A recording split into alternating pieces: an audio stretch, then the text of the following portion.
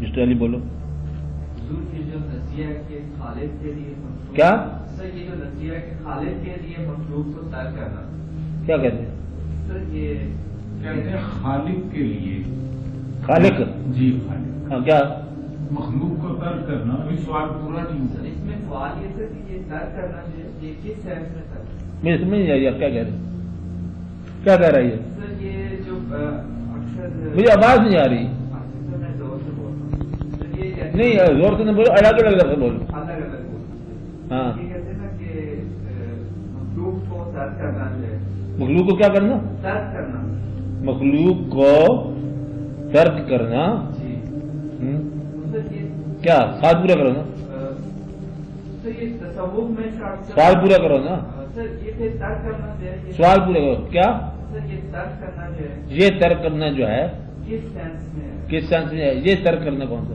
سر سوال پورا پھر بناؤ یہ کہ تصوف کے اندر سر سوال پورا بناؤ نا ہاں یہ بیان ہوتا ہے دیکھو تو سر سوال پورا کہاں سے ہوا یہ بیان ہوتا ہے اب میں بول رہا ہوں تیرے سوال کو اچھا جی اب سوال پھر سے بولو ہاں یہ بولو سر یہ بیان جو ہوتا ہے یہ بیان ہوتا ہے کیا کہ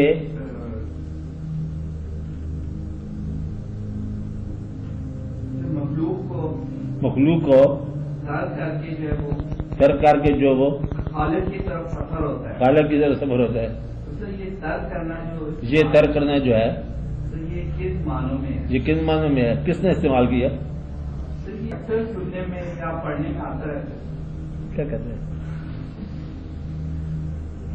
کہتا ٹھیک ہے ہاں آپ کیا کہہ رہے ہیں بات ٹھیک کہہ رہے ہیں کیا کہہ رہے ہیں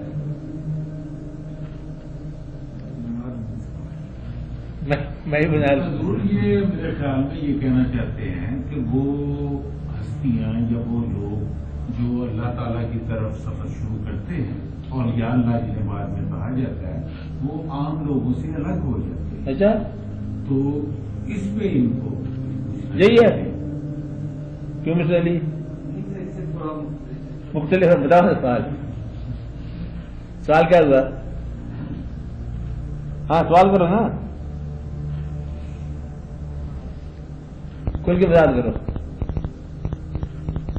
مخلوق سے ہاں بولو بولو نہیں بولو سر مخلوق سے قطع تعلق قطع تعلق کرنا ہاں یا اعراض کرنا مخلوق ہاں سر یہ کس معنوں میں اعراض کرنا یا ترک کرنا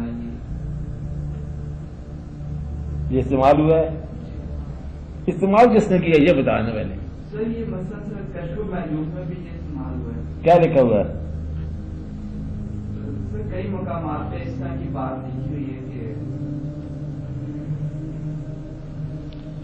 کہ اللہ کی طرف جانے کے لیے جو ہے یہ مخلوق کو چھوڑنا اس طرح کا اچھا آپ بولتے جاؤ خود ہی کیا میں نے اس کا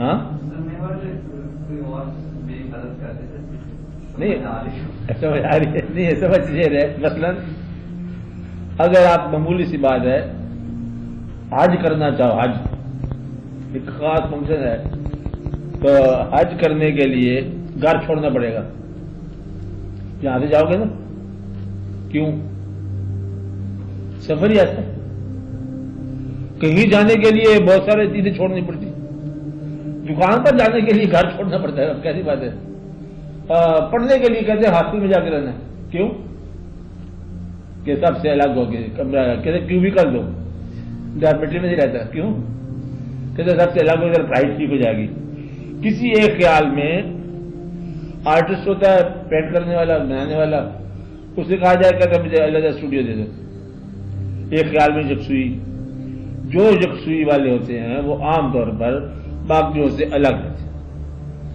گانا گانے والا جو ہے نا اپنے اوزار ہتھیار طبلہ سازی الگ کمرہ بنا لے گا پوئٹ الگ بیٹھے گا اور عابد جو ہے وہ الگ رہے گا اللہ کی طرف جانے والے مخلوق کے بکھیڑوں میں نہیں پڑتے کیونکہ مخلوق پھر وہی بات ہے کمانا کھانا جھگڑا لینا دینا بھائی برادری قبضہ قصہ مکان سامان کرایہ یا خرید و فروخت یا پراپرٹی ڈیلنگ یہی ہے مخلوق کیا ہوتی ہے اور تو کام ہی کو نہیں ہے مخلوق کا یہ جھگڑا رہے گا کہیں جھگڑا دال چپاتی کا، کہیں قصہ سنگی ساتھی کا، سارا وہی واقعہ چلتا رہتا ہے.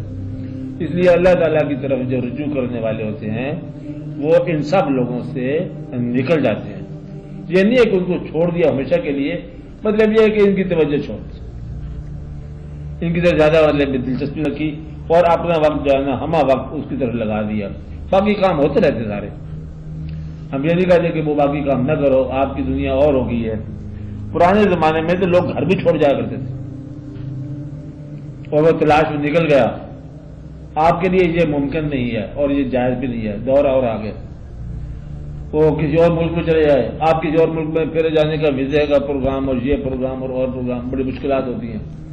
بہرحال کسی ایک خیال میں چلنے والا باقی کے خیالات سے آزاد ہو جاتا ہے. اس کا مطلب صرف یہی ہے کہ ایک خیال میں پہلے پتہ کر لو، اس کی بات کر لو، دیکھ لو، تحقیق کر لو، علم تحقیقی حاصل کر لو، اس کی تصدیق کروا لو، پھر آئے مخلوق کے پاس. سارے کون آئے؟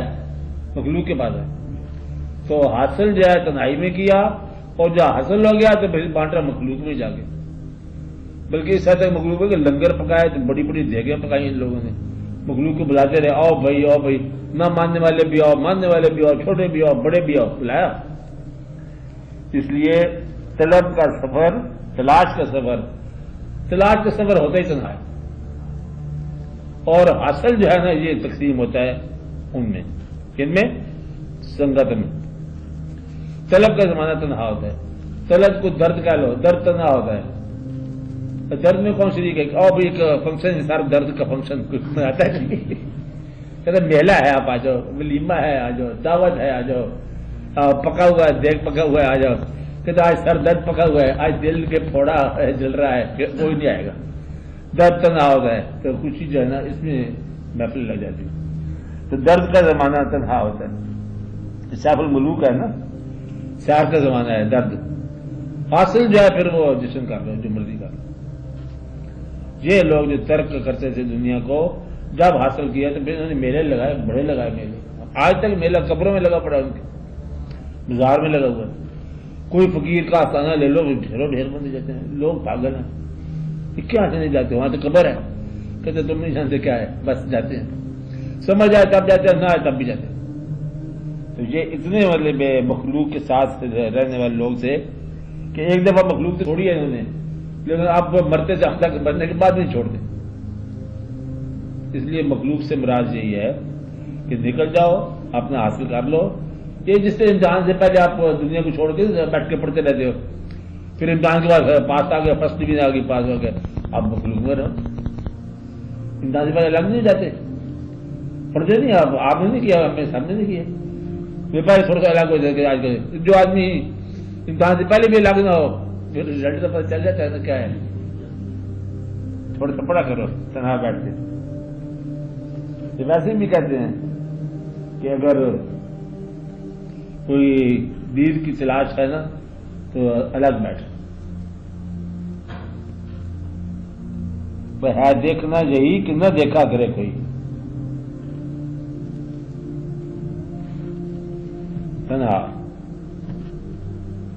یہ اچھا کرتے تھے یہ لوگ. پھر آتے نہیں لوگوں کے لیے تھے جن کو چھوڑا تھا.